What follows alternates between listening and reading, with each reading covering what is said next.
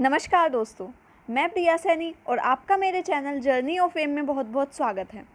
दोस्तों, हम मौर्य उत्तरकाल पढ़ रहे थे, जिसमें हमने मौर्य उत्तरकाल का फर्स्ट पार्ट कंप्लीट कर लिया था।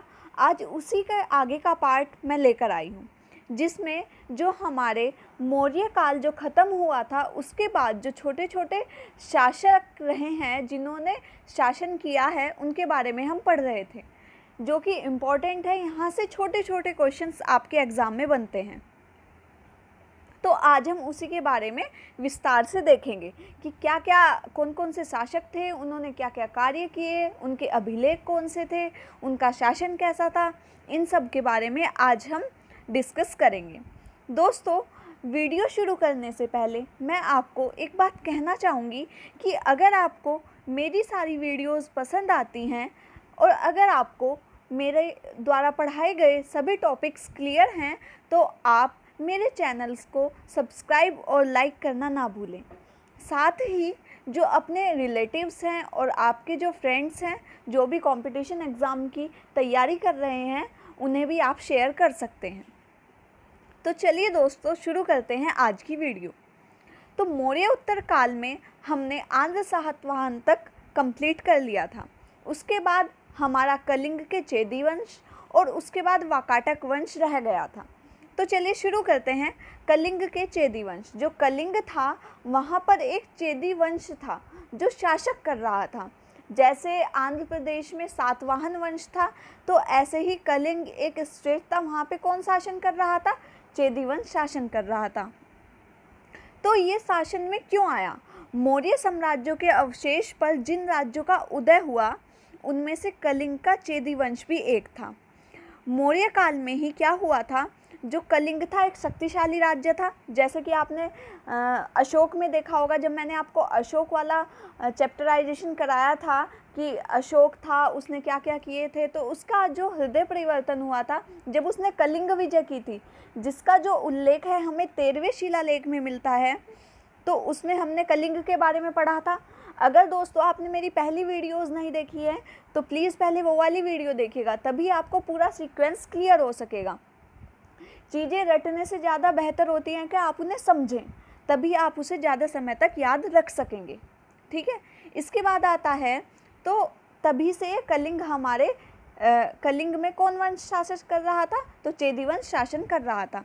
इसके जो संस्थापक थे वो महामेघवाहन थे, जो 9 वर्ष का युवराज था। खारवेल उसका एक जो महामेघवाहन थे, तो इसके बारे में इतना उल्लेख नहीं मिलता है, लेकिन जो इसका युवराज था, मतलब जो इसका पुत्र था खारवेल, वो क्या था? कलिंग का सबसे शक्तिशाली शासक था। क्या था? सबसे शक्तिशाली शासक। नाम याद रखिएगा, यही पूछा जाता है, कलिंग का सबसे शक्तिशाली जो शासक बना था वो कौन था? तो वो खारवेल था। तो जो खारवेल था, इसकी जो उपाधि थी वो कलिंगाधिपति और कलिंग चक्रवर्ती भी इसको कहा जाता था। ठीक है, तो ये चीज़ याद रखिएगा। इसके जो उपाधि है वो पूछी गई है। ठीक है, तो आप इसे अच्छे से याद रखिएगा। चेदी वंश के सबसे महान शासक खारवेल के बारे में भुवनेश्वर उड़ीसा के पास उदयगिरी की पहाड़ियों की एक गुफा से पता चलता है। कौन सी है वो अभिलेख उसका? तो वो हाथी गुफा अभिलेख है, जिससे हमें जो खारवेल है इसके बारे में पूरा अच्छे से पता चलता है। अपने शासनकाल के 5वें वर्ष जब ये शासन कर रहा था, तो 1 वर्ष, 2 वर्ष, 3 वर्ष, 4 वर्ष और 5वें वर्ष में कलिंग नरेश ने मगध राज नंदराज द्वारा खुदाई गई नहरों का विस्तार तनसुली से कलिंग तक करा दिया था। तो जो मगध पे एक राज शासन कर रहा था, नंदराज, उस समय उसने नहर खुदवाई थी। हमने नंद वंश पढ़ा है ना, तो उसी की बात हो रही है यहाँ पे। तो उसने नहर खुदवाई थी, ठीक है, लेकिन इसने क्या कर दिया था? उस नहर का विस्तार तनसुल से कलिंग तक करवा दिया था, मतलब पानी की सुविधा अच्छी कर दी थी। नहरों की जानकारी देने वाला प्रथम जो अभिलेख साक्ष्य है वो हाथी गुफा अभिलेख है, जो इसका, वहीं से हमें नहरों का प्रथम प्रमाण मिलता है। तो दोस्तों, ये आपके लिए इम्पोर्टेंट है, इसे अच्छे से याद रखिएगा। खारवेल ने भुवनेश्वर मंदिर का भी निर्माण करवाया था। तो आपसे क्वेश्चन पूछा जा सकता है, भुवनेश्वर मंदिर का निर्माण किसने करवाया था? तो खारवेल ने भुवनेश्वर मंदिर का निर्माण करवाया था। इसके बाद इसमें कोई इतना इम्पोर्टेंट शासक नहीं रहता है, ठीक है। तो इसके बाद क्या होता है, वाकाटक वंश होता है, वो शासन में आता है। सातवाहन जो हमने पढ़े थे उसके पतन से लेकर जो चालुक्य के उदय, जो चालुक्य हैं उनका उदय पढ़ेंगे हम, आगे पढ़ेंगे इसको, के उदय के बीच में दक्कन, दक्कन का मतलब होता है दोस्तों दक्षिण में, इट मीन्स साउथ, साउथ का जो एरिया था वहाँ पर सबसे शक्तिशाली और प्रमुख राजवंश वाकाटक के नाम से जाना जाता था। उसे ही क्या कहा जाता था? वाकाटक कहा जाता था। इस वंश के जो लोग थे वो विष्णु वृद्धि गोत्र के ब्राह्मण थे, मतलब वो विष्णु धर्म को मानने वाले थे, ठीक है। अब देखिए वाकाटक वंश की जानकारी कहाँ से मिलती है, कहाँ से पता चलता है वाकाटक वंश के बारे में? तो पुराणों में जो वर्णन होता है वो प्रवरसेन प्रथम, ठीक है, जो पुराण है हमारे उसमें एक प्रवीर नाम आया है। तो जो ऐसा माना जाता है जो ये प्रवीर नाम है ये प्रवरसेन प्रथम जो वाकाटक वंश का एक राजा था उसके लिए किया गया है। और ऐसा कहा गया है पुराण में कि जो ये प्रवरसेन था इसने 4 अश्वमेध यज्ञ भी अपने शासनकाल में करवाए थे। तो ये चीज़ आपके लिए इम्पोर्टेंट है, इसे याद रखिएगा। इसके बाद वाकाटक वंश में बहुत सारे लेख लिखे गए हैं, बहुत सारी चीज़ें साहित्यिक रूप से लिखी गई हैं, बहुत सारे अभिलेख मिले हैं। तो वो कौन कौन से हैं? देखिए अभिलेख का नाम भी पूछा जाता है और किसने लिखा है वो भी पूछा जाता है। तो प्रभावती गुप्त का है पूना ताम्रपत्र, ताम्रपत्र एक पत्र है जिससे हमें इसके बारे में जानकारी मिलती है। प्रभावती गुप्त के बारे में हम आगे पढ़ेंगे। प्रवरसेन द्वितीय का है रिद्धपुर ताम्रपत्र, ठीक है। ये पूछा जाता है कि जो रिद्धपुर ताम्रपत्र है वो किसके द्वारा लिखा गया है? तो प्रवरसेन द्वितीय के द्वारा लिखा गया है। अब देखिए जो ये 2 अभिलेख हैं इसमें वाकाटक वंश का गुप्त वंश से संबंध देखने को मिलता है कि वाकाटक वंश के गुप्त वंश से कैसे संबंध थे, ठीक है। चलिए आगे बढ़ते हैं। प्रवरसेन द्वितीय की चमक प्रशस्ति के अभी जो उल्लेख है वो वाकाटक वंश के हैं। इसके बाद हरिसेन का अजंता गुहा अभिलेख, इसमें क्या देखने को मिलता है दोस्तों? तो इसमें राजनीतिक उपलब्धियों के बारे में पता चलता है कि जो वाकाटक वंश थे उसकी राजनीतिक उपलब्धि कैसी थी, ठीक है, इसके बारे में हमें देखने को मिलता है। तो ये चीज़ आप याद रखिएगा, चारों मोस्ट इम्पोर्टेंट है, हो सके तो साथ में कहीं नोट भी कर लीजिएगा। चलिए अब देखते हैं वाकाटक वंश के जो संस्थापक थे वो विद्याशक्ति थे। कौन थे? विद्याशक्ति थे, ठीक है। इनका जो टाइम पीरियड था वो 255 से 275 ईस्वी तक था। उसने कई महान युद्धों को जीता था, तो ठीक है। तो जो विद्याशक्ति थे इसने कई महान युद्ध किए थे और उनको जीता भी था। ब्राह्मण धर्म को ये मानते थे, ये बात मैंने आपको पहले ही क्लियर कर दी है। कोई राजकीय उपाधि इन्होंने धारण नहीं की थी, ठीक है। तो ये ऐसे नहीं थे कि इन्होंने कोई राजकीय उपाधि धारण की हो, तो इन्होंने कोई उपाधि धारण नहीं की थी। चलिए इसके बाद इनका जो पुत्र आता है प्रवरसेन प्रथम, ठीक है। तो इनका जो पुत्र होता है प्रवरसेन प्रथम, इसका जो टाइम पीरियड है वो 275 से 335 ईसा तक है। ईसा पूर्व नहीं है, ईसा है, ये चीज़ आप याद रखिएगा। इसके बाद वाकाटक वंश को जो केवल एकमात्र ऐसा शासक है प्रवरसेन जिसने महाराज या सम्राट की उपाधि धारण की थी।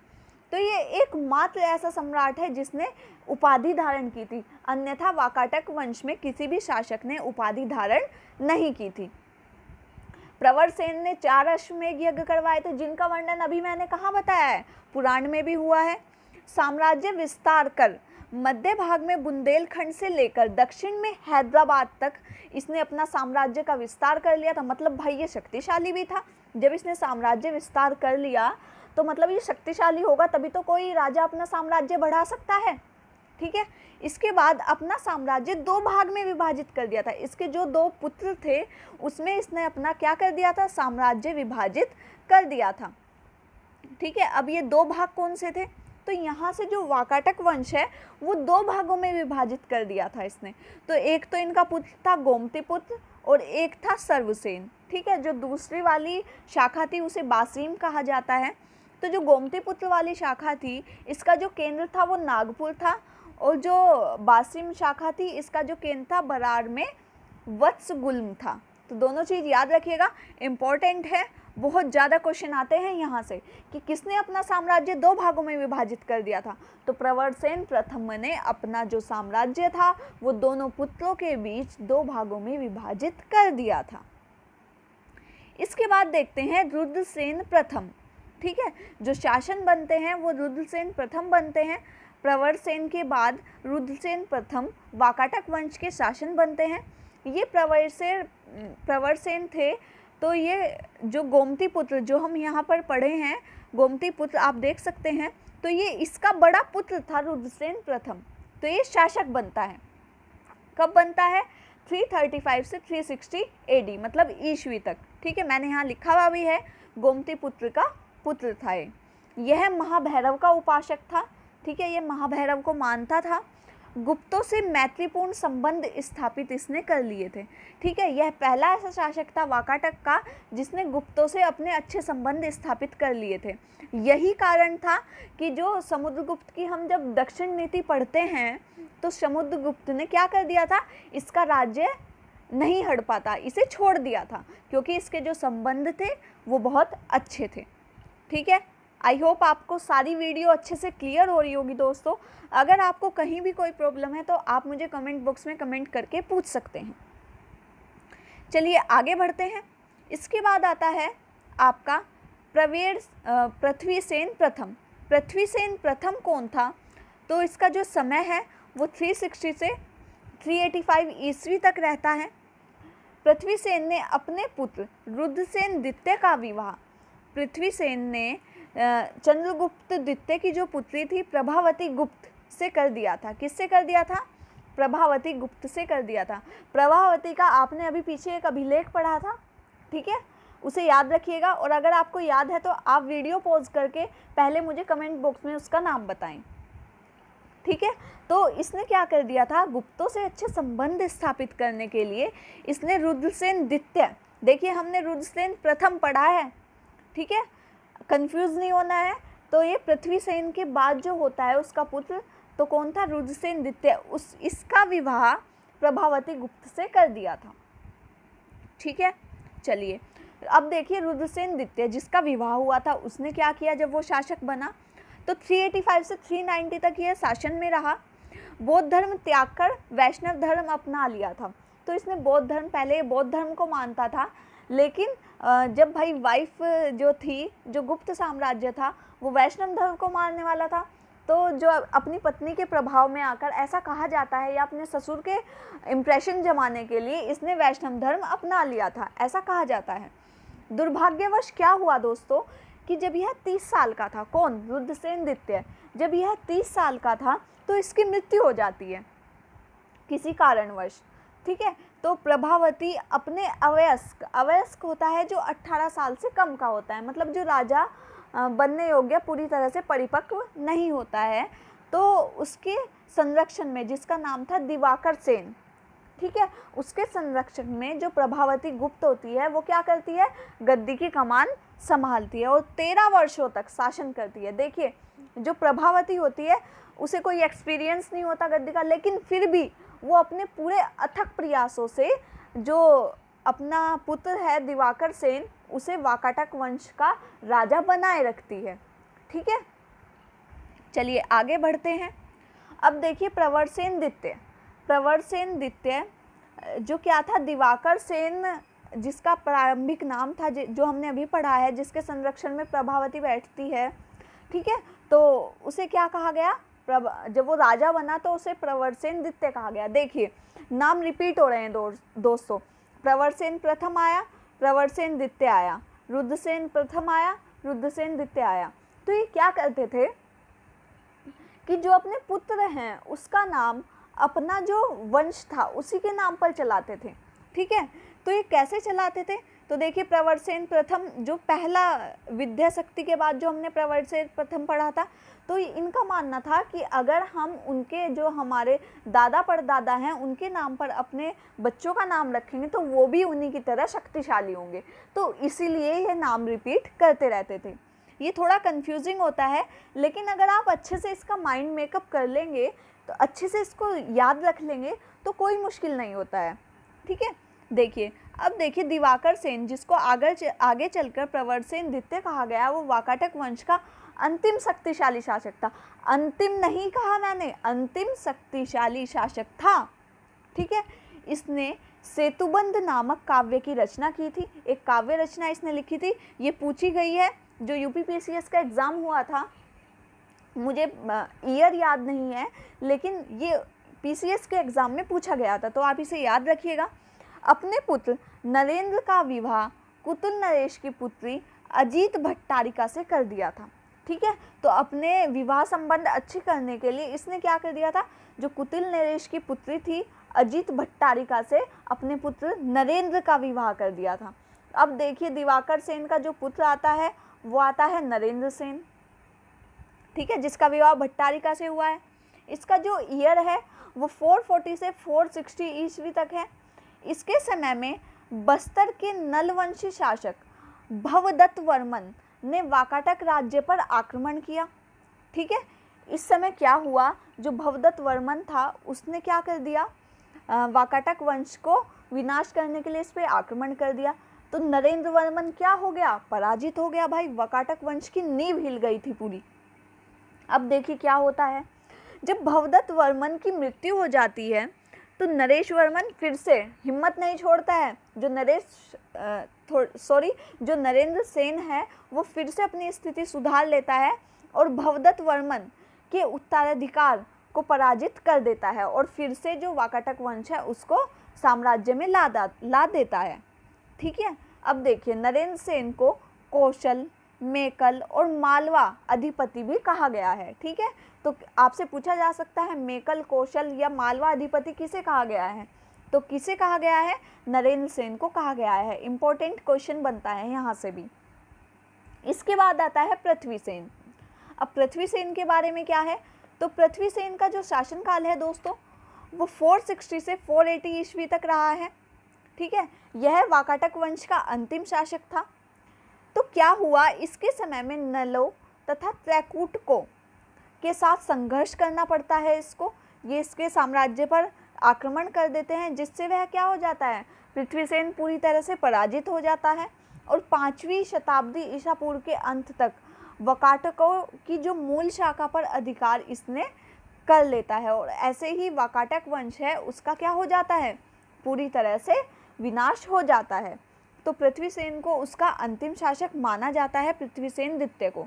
तो ये चीज़ आप याद रखिएगा। इसके बाद क्या होता है, जो वाकाटक होते हैं उनकी जो बेसिन शाखा है वो फिर से अधिपत्य में आती है। ठीक है, इसके बारे में मैं नेक्स्ट वीडियो में इसके बारे में आपको क्लियर कर दूंगी कि जो वाकाटक वंश थे उसमें कौन कौन सी जो बेसिन शाखा थी उसने क्या क्या कार्य किए। इसके बाद जो मेरी नेक्स्ट वीडियो होगी जिसमें हम ये वाकाटक बेसिन शाखा पढ़ेंगे, इसमें ही विदेशी उत्तराधिकारी भी हम ऐड कर देंगे, जिसमें हम हिंद, यवन, कुषाण वगैरह के बारे में पढ़ेंगे, जो कि हमारे लिए बहुत इंपॉर्टेंट है। यहाँ से बहुत ज़्यादा क्वेश्चन आते हैं उनकी मुद्राओं पर, उनके साम्राज्य पर। ठीक है, तो बहुत ज़्यादा क्वेश्चन पूछे जाते हैं। तो इस वीडियो को अच्छे से देखिएगा दोस्तों। और अगर आपको कहीं भी कोई दिक्कत है तो आप मुझे कमेंट बॉक्स में कमेंट करके पूछ सकते हैं, मैं आपका रिप्लाई ज़रूर करूँगी दोस्तों। और साथ ही मेरी आपसे यही रिक्वेस्ट है कि अगर आपको मेरी वीडियोज़ अच्छी लगती हैं तो प्लीज़ मेरे चैनल को लाइक, शेयर और सब्सक्राइब करना ना भूलें। धन्यवाद दोस्तों, मिलते हैं जल्दी ही।